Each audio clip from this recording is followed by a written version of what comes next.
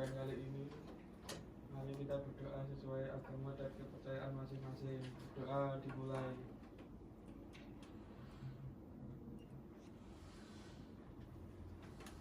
Amin.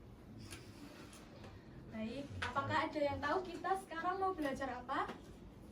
Tidak tahu. Teman kemarin kita sudah belajar mengenai teks laporan hasil observasi juga. Nah, sekarang kita akan belajar mengenai mengidentifikasi makna kata dan informasi faktual yang terdapat pada teks laporan hasil observasi. Nah, sebelumnya agar kalian semangat mengikuti pembelajaran hari ini, Ibu ada ice breaking nih. Nah, siapa yang mau? Ya, jadi ice breakingnya ini adalah siapa aku. Nah, nanti Ibu akan memanggil salah satu. Jadi Ibu nanti akan memanggil salah satu siswa untuk maju ke depan untuk menebak gambar apa yang nanti Ibu berikan di layar. Nah, nanti yang duduk itu nanti akan memberikan clue kepada teman yang ada di depan. Tapi clue-nya itu tidak boleh lebih dari 2 kata. Bolehnya itu 1 sama 2 kata. Semisal nanti Ibu beri gambar ikan. Nah, itu nanti bersisik. Nah, seperti itu. Terus hewan. Kemudian bernafas insang. Nah, itu kan berhubungan dengan hewan ikan. Apakah sudah dimengerti? Mengerti. Oke, Ibu akan pilih aja ya siapa yang maju. Isya, silakan maju.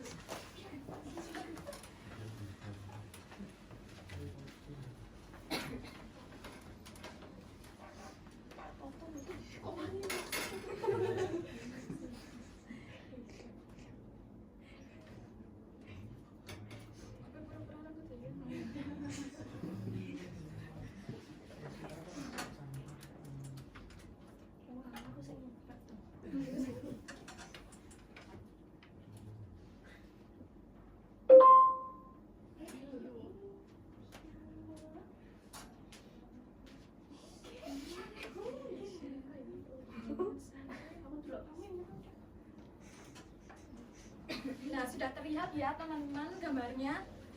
Nah, Isya ini tidak lihat ya. Nanti kalian yang memberikan clue sama Isya. Nah, itu hewan apa? Silakan dimulai dari itu. Lucu.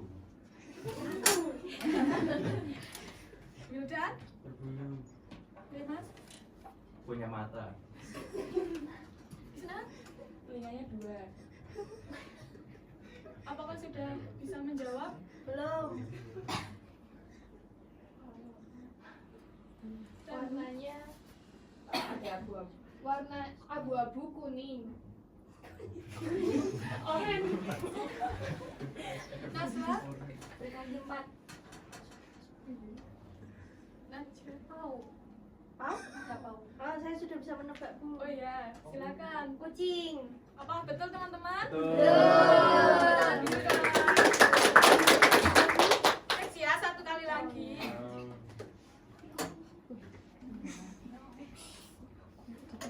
Apakah sudah terlihat? Sudah. Silakan dari Mbak Isna. Menyala. Abangku. Mas? Memiliki suara.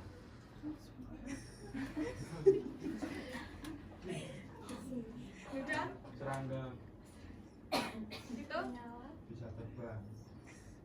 Mel? Itu kan. Kecil. Apakah sudah bisa menjawab Mbak Isya? Sudah. Kunang-kunang. Apakah betul teman-teman?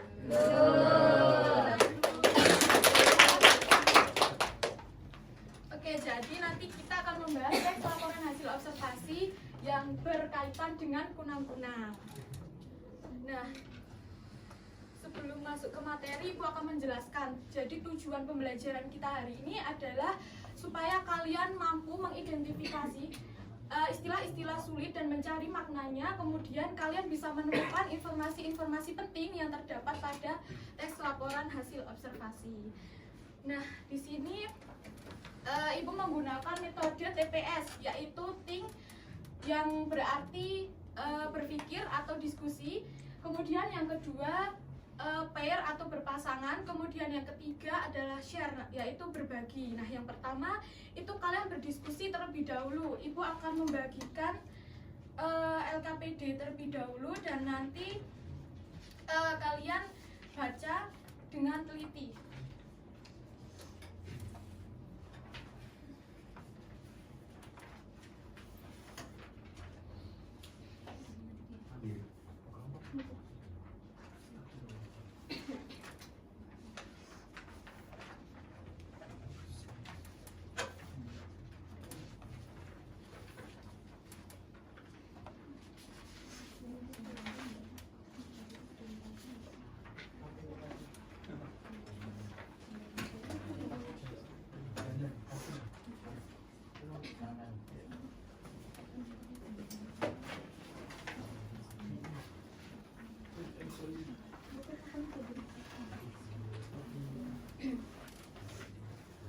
Sudah dapat LKPD semua ya? Nah, silakan kalian buka buku ajar terlebih dahulu. Silakan kalian boleh menggunakan gawe kalian, soalnya nanti kalian mengerjakan itu menggunakan KBBI juga. Nah, silakan kalian membuka buku ajarnya. Apakah sudah punya buku ajar? Sudah. Nah, silakan kalian baca halaman 11, itu nanti ada contoh teks laporan hasil observasi berjudul kunang-kunang. Nah, silakan kalian baca dengan teliti. Ibu akan beri waktu 5 menit.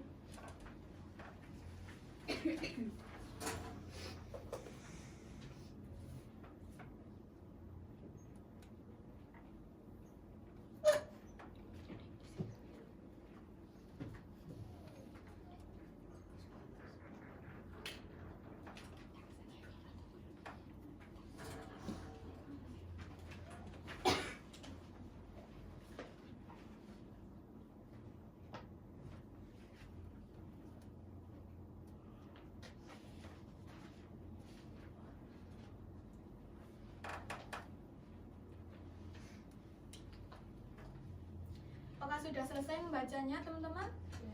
Oke. Selanjutnya kalian arahkan untuk berpasangan dengan teman sebangku kalian. Satu kelompok 2 orang. Yang sini kelompok 1, ini kelompok 2, belakang kelompok 3, kemudian kelompok 4, kelompok 5.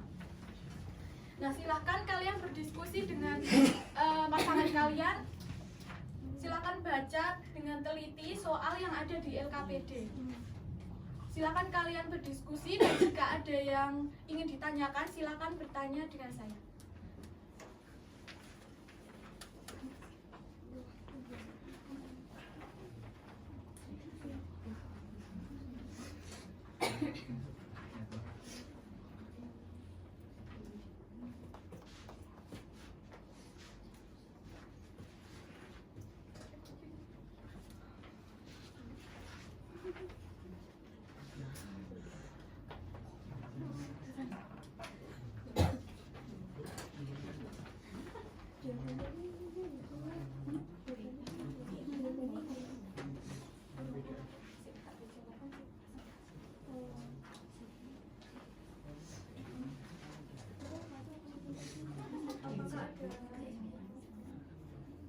Izin bertanya Bu,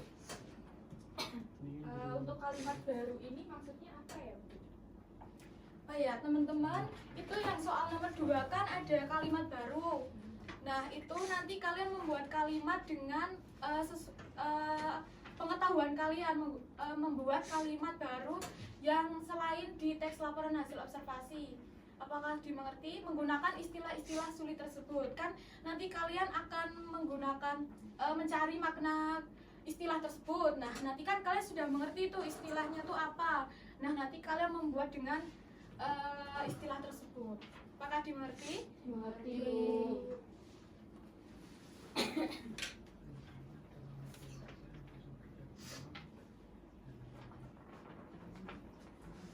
Kalian juga bisa menggunakan gawe kalian untuk membuka KBBI atau ensiklopedia juga ya. Iya Bu. Ibu beri waktu 10 menit untuk kalian berdiskusi dan juga mengerjakan soal tersebut.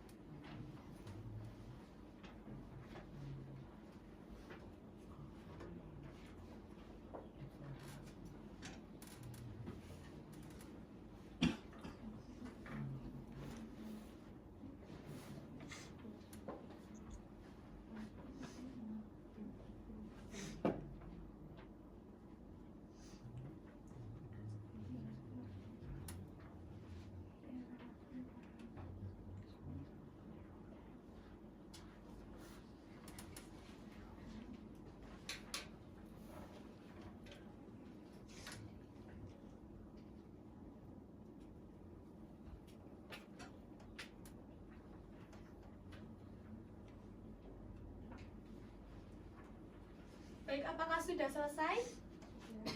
Nah, jika sudah, silakan kalian bertukar jawabannya ke pasangan kalian. Apakah sudah? Sudah. Nah, silakan kalian jawab pertanyaan dari teman kalian yang soal nomor 1, yaitu mengenai adik Simba.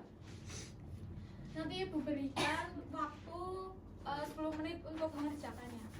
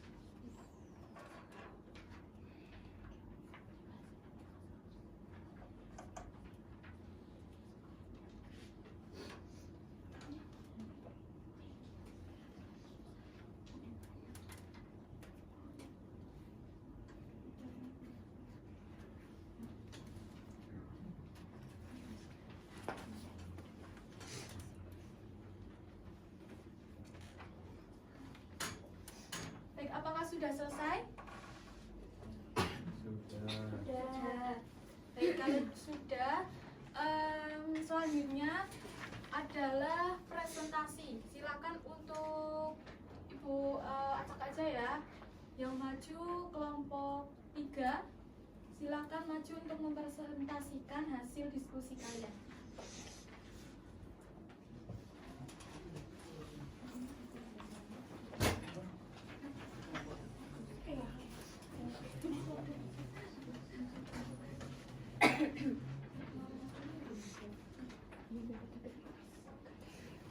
Baik, kami dari kelompok 3 izin memperkenalkan diri. Nama saya Nasma Maulida. Saya Oya Izan Santi. Jadi di sini kami akan mempresentasikan hasil kerja kami.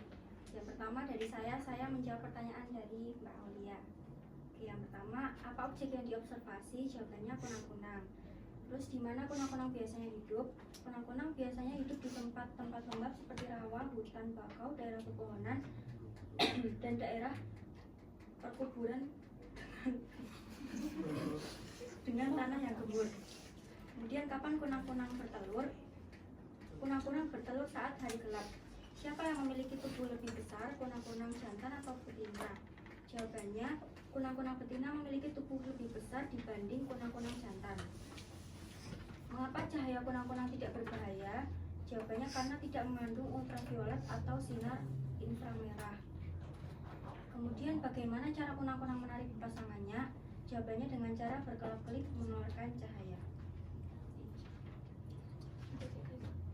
Baik, saya akan menjawab pertanyaan dari Mbak Naswa. Yang pertama, apa yang menyebabkan kunang-kunang dapat mengeluarkan cahaya? Jawabannya karena menghasilkan sinar dingin yang tidak mengandung ultraviolet atau infrared. Kemudian, di mana kunang-kunang meletakkan telurnya? Telur kunang-kunang diletakkan di tanah, ranting, rumput, tempat berlumut, atau di bawah dedaunan. Kemudian, Kapan kunang-kunang biasanya aktif beraktivitas? Kunang-kunang aktif di malam hari meskipun ada yang aktif di siang hari tanpa cahaya. Kemudian siapa yang lebih sering mengeluarkan cahaya? Kunang-kunang jantan atau betina? Jawabannya adalah kunang-kunang betina. Kemudian mengapa kunang-kunang bisa menjadi penanda kesehatan ekosistem? Karena kunang-kunang hanya hidup di lingkungan yang bersih dan alami sehingga keberadaannya menunjukkan ekosistem yang sehat. Kemudian bagaimana kunang-kunang membantu petani? Jawabannya dengan menjadi pembasmi hama alami dan membantu proses penyerbukan. Baik, jadi kesimpulannya dengan membuat soal adik Simba itu kita jadi tahu informasi-informasi penting yang terdapat pada teks LHO, dan dengan cara bertukar pertanyaan ini kita jadi dapat informasi tambahan juga.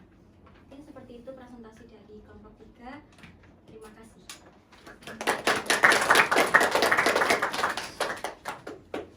baik, itu jawaban dari kelompok 3 ya. Kita beri applause lagi. Nah, selanjutnya soal nomor 2 untuk kelompok 1, silakan maju ke depan.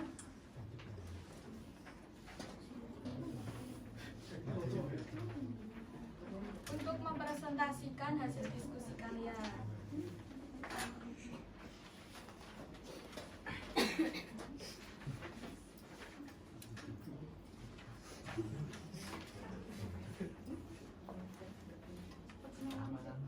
Sebelumnya perkenalkan, nama saya Tito. Dan Di sini kami akan mempresentasikan hasil pekerjaan kami ya, mengenai makna istilah dan kalimat baru yang kami buat. Yang pertama adalah istilah toraks yang kami temukan dalam teks itu mempunyai arti bagian tubuh yang terletak di antara leher dan perut. Sementara untuk kalimat yang saya buat yaitu toraks pada belalang berfungsi sebagai tempat melekatnya sayap dan kaki. yang kedua yaitu kalimat bioindikator. Makna istilahnya yaitu organisme yang digunakan untuk memantau kesehatan lingkungan.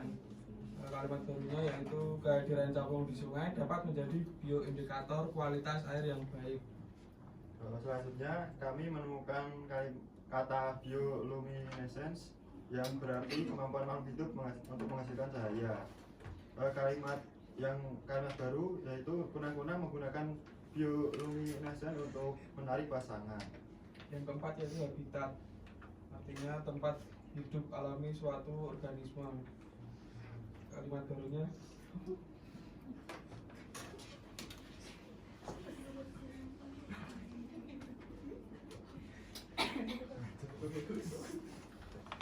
Sekian presentasi dari kelompok kami. Mohon maaf jika ada kesalahan. Terima kasih. Wassalamualaikum warahmatullahi wabarakatuh.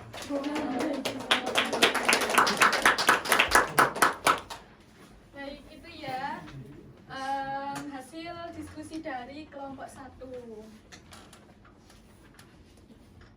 Nah, kalian sudah pada paham ya bagaimana kalian ini mengidentifikasi makna kata dan juga informasi faktual dari teks laporan hasil observasi, yaitu ketika kalian mencari makna kata itu kalian harus mencari dulu kata-kata sulitnya. Nah, itu istilah-istilah sulit itu yang ditemukan pada teks laporan hasil observasi di laporan hasil observasi yang berjudul kunang-kunang. Nah, kemudian informasi faktual ini kita bisa mencari juga menggunakan pertanyaan adik Simba. Nah, nanti kan kita bisa mencari dari apa, di mana, kapan, siapa, mengapa, dan bagaimana. Nah, itu menjadi poin-poin penting yang terdapat pada teks LHO itu. Oke, selanjutnya Ibu akan mengulas sedikit mengenai materi kita hari ini.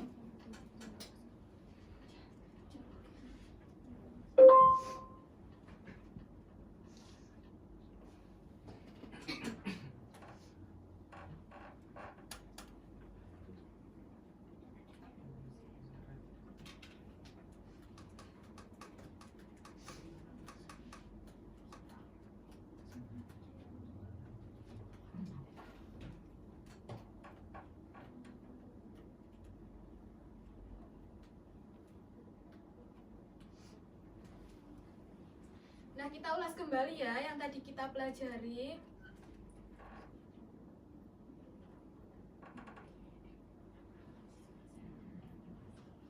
Nah, pengertian tadi kan kemarin kan kita sudah belajar mengenai pengertian, kemudian ciri-cirinya, kemudian struktur teks LHO-nya. Nah, ini kita tadi belajar mengenai mengidentifikasi makna kata dan informasi faktual dalam laporan hasil observasi dan sumber lainnya yang mendukung.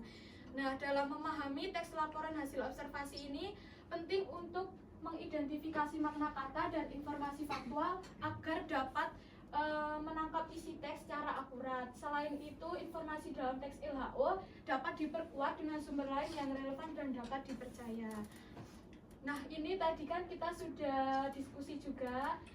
Tadi kalian juga sudah melakukan langkah-langkah ini. Nah, tadi kan kalian membaca teks secara menyeluruh, teks laporan hasil observasi yang berjudul kunang-kunang. Kemudian kalian tadi juga sudah menandai kata-kata sulit yang mungkin memiliki makna ganda.